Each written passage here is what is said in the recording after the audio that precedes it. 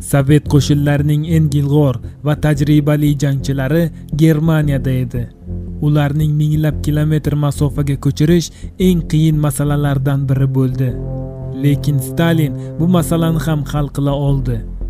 1945-yilning yozida butun davlat bo'ylab askarlarni uzoq sharqqa ko'chirish ishlari boshlandi. Yevropadan mahoratli, tajribali askarlar sharqqa ko'chirildi. Shu paytda Kingsbergda joylashgan Sovetning 5-armiyasi Primoryaga ko'chirilib, Manchuriyaga sharqdan hujum qilish uchun tayyorgarlik ko'ra boshladi. Qisqa vaqt ichida Baykalga va uzoq sharqqa 100 mingdan ortiq askar, 10 mingdan ortiq harbiy texnika ko'chirildi. Buning uchun 136 ta vagon kerak bo'ldi. Bu miqdor qo'shinni guruhlanishi Sovet va Yapon urushidagi takrorlanmaydigan holat hisoblandi.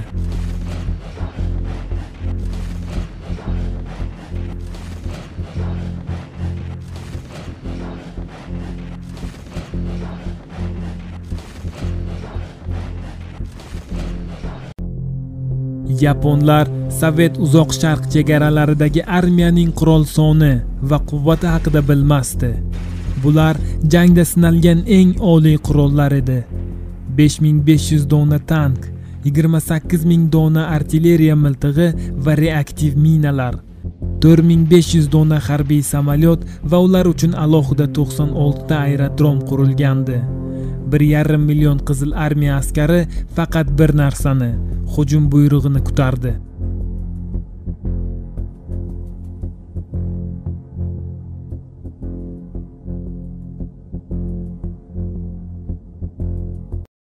Albatta, 1945-yilga kelib Manchuriyada joylashgan Kvantum armiyasi oldingi 1941-yilda Sovet qo'shiniga bas kelgan maxluq emasdi. Kvantum armiyasidan doimiy ravishda manbalar olinib kelindi. Shu sababdan u ulkan harbiy maktabga aylanib qolgandi. Kvantum armiyasini Yamada Atodze boshqarardi. Bu general mansabiga ega bo'lgan askarlarni harbiy tayyorgarligiga javob beradigan shaxs edi. Manchuriyadagi Yapon qo'shinining hisobida milliondan ortiq askar, 1150 dona tank, 1800 dona harbiy samolyot mavjud edi. Yapon armiyasining asosiy koziri bu jangchilarning baland ruhi va imperatorga bo'lgan sadoqati va shu sadoqatni isbotlash uchun o'zini qurbon qilishga tayyorligi edi.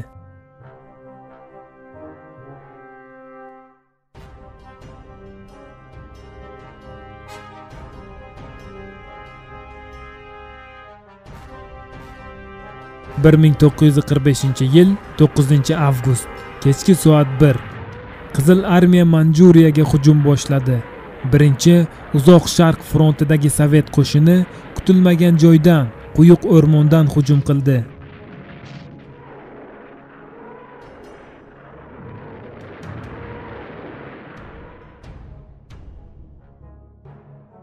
Sovet tanklari o'rmondan piyoda askarlar va og'ir qurollarni o'tishi uchun yo'llar ochib berdi.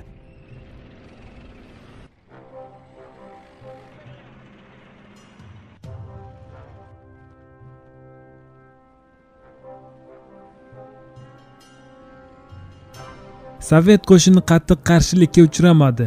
Ular tezlik va chaqqonlik bilan Yapon askarlari joylashgan tumanlarni o'rab oldilar. Beton va staldan qurilgan bunkerlar Sovet askarlarini to'xtatib qolishi kerak edi. Yaponlarni tumandagi qarshiligi juda ham qattiq bo'ldi.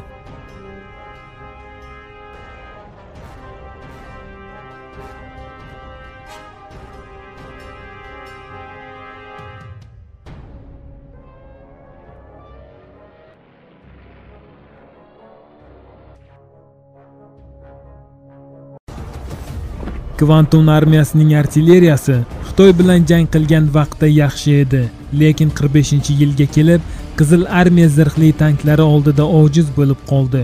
Yaponlar tanklarni to'xtatib qolish maqsadida samuraylik ruhiyati bilan olg'a yurishdi.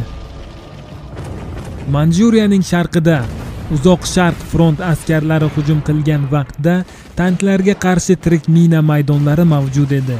to'satdan yapon askarlari berkingan joylaridan turib tanklarga hujum qilardi. Natijada hujum o'zini o'limi bilan yakunlanardi.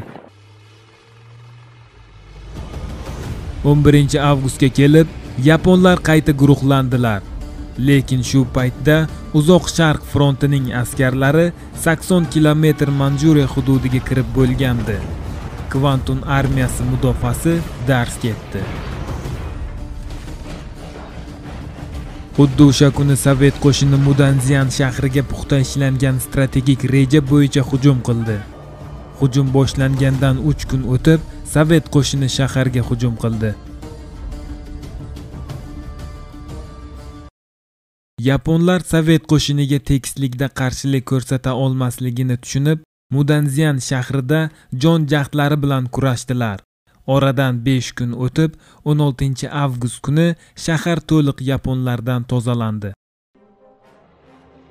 Ikkinchi frontning zimmasiga Amur daryosining sohillaridagi yapon qo'shinini yo'q qilish yuklandi. Qo'shinning hujumini harbiy kemalar qo'llab-quvvatlab turdi. Tinimsiz yomg'ir urush maydonini ulkan botqoqlikka aylantirdi. Qizil armiya suvlardan kechib o'tib hujum qilardi. Harbiy texnika va tanklarning ko'p qismi botib qolgandi.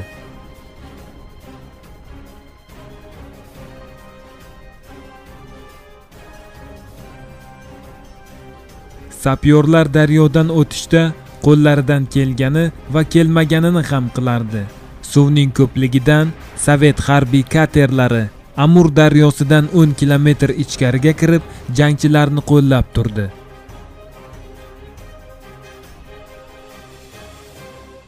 Baykal ortidan qilingan hujum yaponlar uchun o'limli bo'ldi. Bu yerda Sovet askarlarini hech kim kutmagandi. Ular xatarli perevallarni o'tib kelib, orqadan zarba berdilar.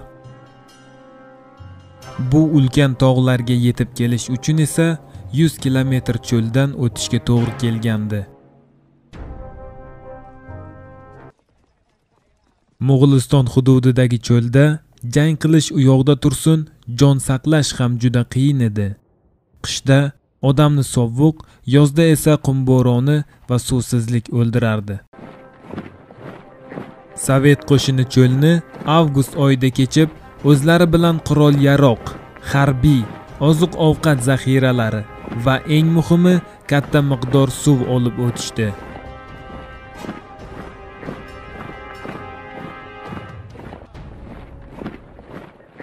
Xinkan tog'li hududidan faqat karvon yo'lakchalari o'tgan bo'lib, Sovet tanklari aynan shu yo'lakchalardan Manjuriya tekisliklariga yetib olib, Kvantum armiyasining asosiy kuchini yo'q qilishi kerak edi.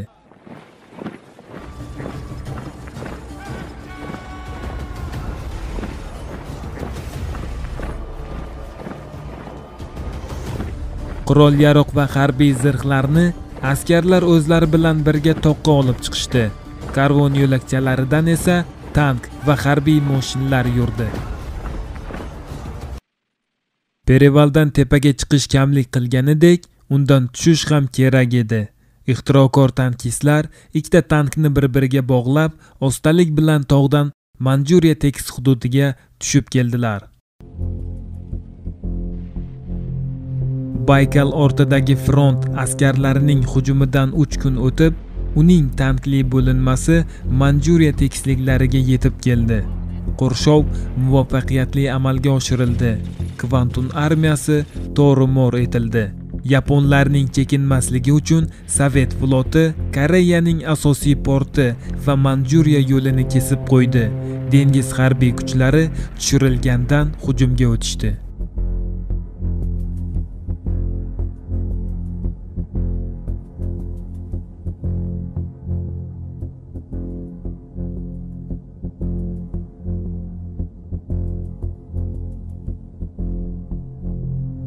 Avgust oyida bo'lgan urushning finali Sovet askarlarini Saxalin va Kuril oroliga tushirilishi hisoblandi.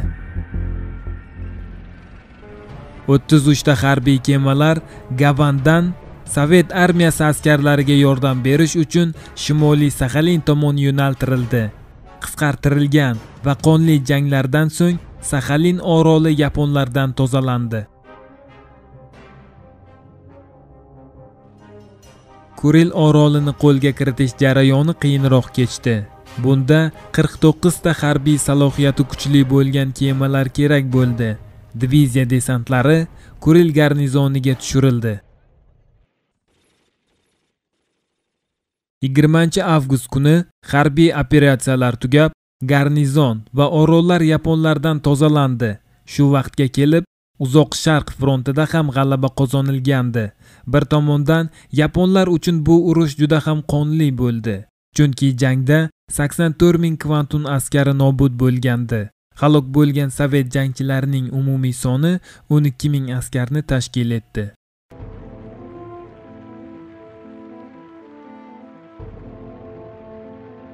Qizil armiyaning Manjuriyadagi g'alabasi Ikkinchi jahon urushida qilingan eng katta masshtabli operatsiya deb hisoblandi. Bir necha kun ichida Sovet askarlari ulkan qo'shinni G'arbiy Yevropa hududiga teng bo'lgan hududdan tozalashga muvaffaq bo'ldilar. Aziz tomoshabin, videomiz yoqqan bo'lsa like bosing va albatta kanalimizga obuna bo'ling. E'tiboringiz uchun rahmat.